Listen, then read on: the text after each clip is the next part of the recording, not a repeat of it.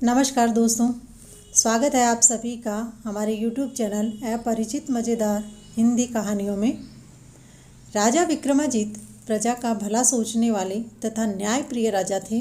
अपनी प्रजा के दुख दर्द जानने के लिए वह भेष बदलकर रात को निकल जाते और उनकी बातें सुनते।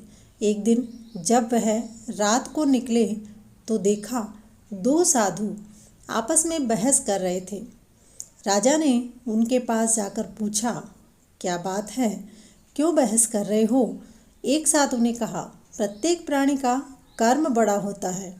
तब दूसरा साधु बोला, कर्म नहीं, विधि का लेख बड़ा होता है। राजा ने कहा, क्या तुम जानते हो कि जिस नगर में तुम हो उसका राजा कौन है? दोनों साधु बोले, हाँ, इस नगर का राजा तो बड़ा ही दयालु और धर्म को मानने वाला है। राजा ने कहा, तो फिर तुम सुबह ही जाकर अपनी बात का निर्णय क्यों नहीं करवा लेते?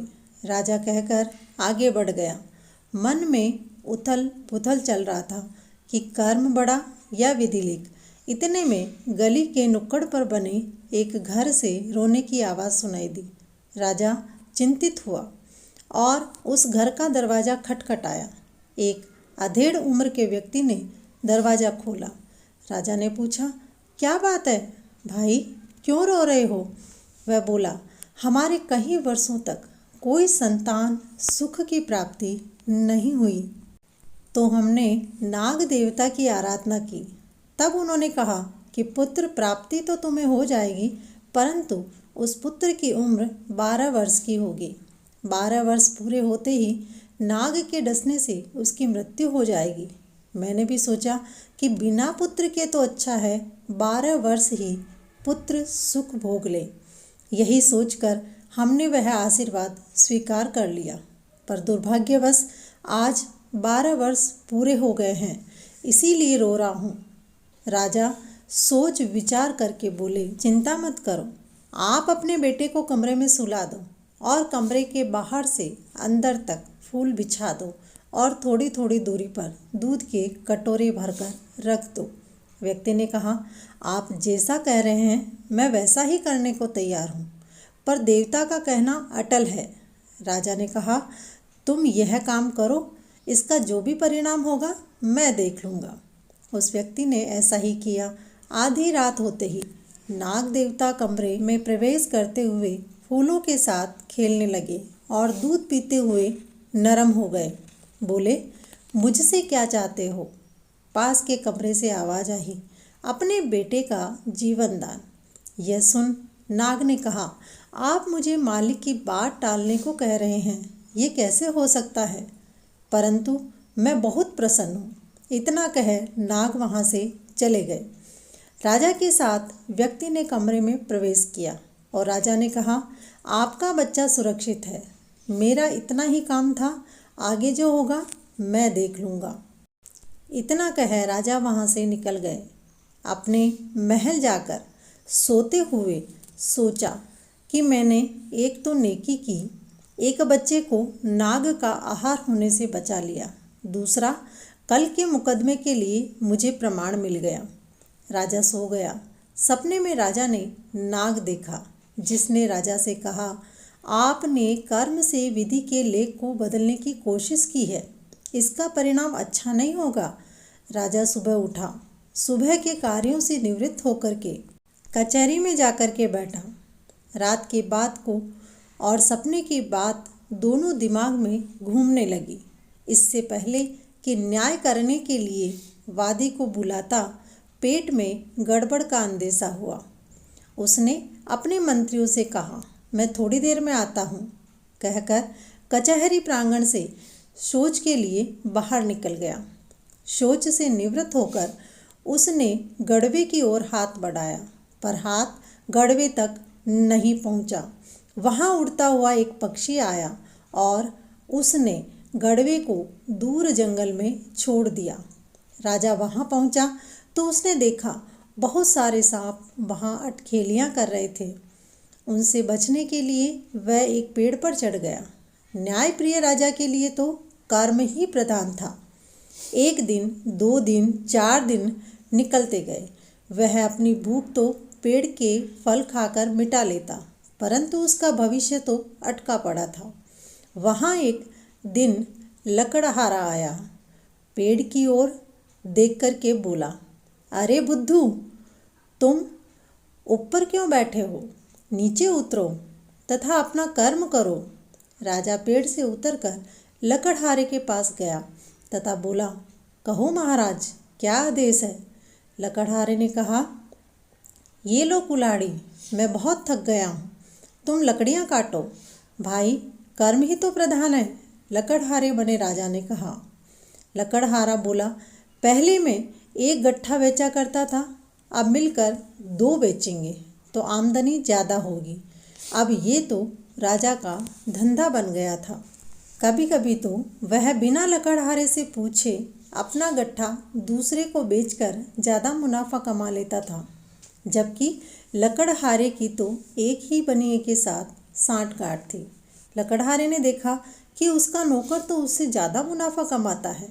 उसने बनिए से जाकर कहा, महाराज, मेरा नौकर तो मुझसे ज़्यादा पैसे कमाता है, आप तो मुझे कम पैसे देते हैं। बनिया चालाक था, उसने लकड़हारे बने राजा के साथ साँठ-गाँठ करके अपने साथ रख लिया। अब राजा बनिए का नौकर था। एक दिन उसी नगर का भंडारी बनिए के साथ बातें कर रहा था कि आजकल हमारा राजा बहुत उदास है। उनके पास एक अजीब मुकदमा आया है, जिसका फैसला करने को लेकर वे रात दिन चिंतित रहते हैं। ये सारी बातें नौकर बने विक्रमाजीत ने सुनी। वे बोले, अरे भंडारी जी, राजा किस बात को लेकर इतना परेशान है? जरा हमें भी तो बताइए, हो सकता है शायद हम कुछ मदद कर सकें राजा की। बनिए को नौकर की बात सुन गुस्सा आ गया। बोला, चुप रहो, तुम क्या जानो बड़े लोगों की बात।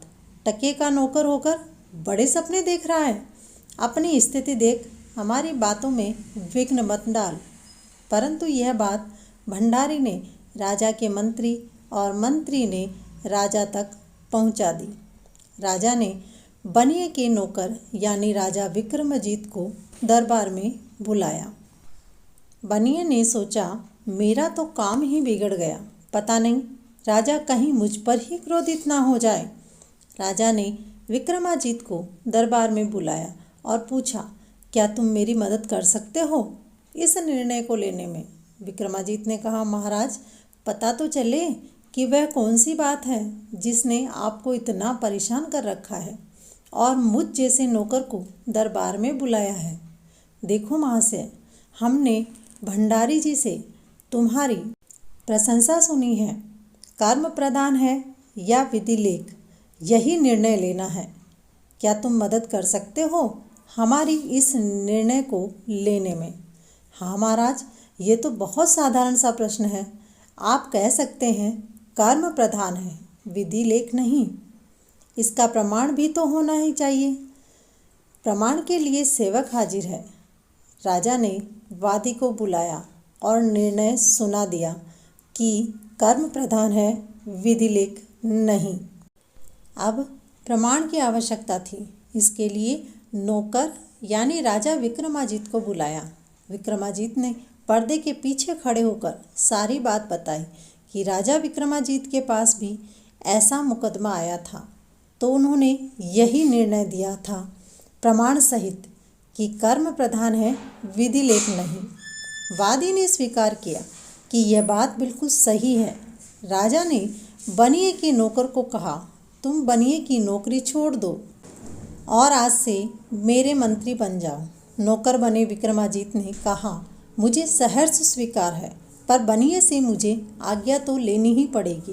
राजाओं के लिए आज्ञा की आवश्यकता तो नहीं थी, फिर भी बनिए की स्वीकृति लेकर राजा के मंत्री के रूप में काम करने लगा। राजा अपने मंत्री के काम से इतना प्रभावित हुआ कि उन्होंने अपने राज्य का सारा काम मंत्री को ही सौंप दिया। उन दोनों के बीच तालमेल अच्छा बन गया। प्रातः भ्रमण के लिए दोनों साथ जाने लगे। एक दिन सुबह ही जंगल गए तथा सोच आदि से निवृत्त होने के लिए दोनों हाथ में गड़वी लिए इधर उधर हो गए। राजा विक्रमाजीत ने शौच से निवृत्त होने के बाद गड़बे की ओर हाथ बढ़ाया था कि पहले की भांति वहाँ वही पक्षी उड़ता हुआ आया और राजा को उठाकर उसी स्थान पर पहुँचा दिया जहाँ गड़बी पड़ा था। राजा ने गड़बे को उठाया, पानी से भरा तथा हाथ पाँव मुँह धोकर कचहरी पहुँच गए। मंत्री ने कहा, महाराज आप तो बड़े जल्दी आ गए। राजा बड़ा हैरान था। उसने तो एक युग बिता दिया था और लोग कह रहे हैं कि जल्दी आ गया। राजा स्वयं हैरान था कि यह सब हुआ कैसे। राजा ने सभी मुकदमों के निर्णय लिए। उन साधुओं का निर्णय भी लिया कि कर्म प्रधान है, लेख नहीं।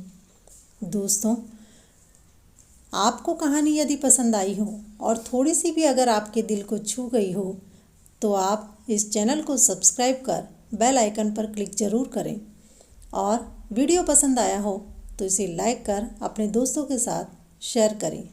कहानी देखने के लिए धन्यवाद।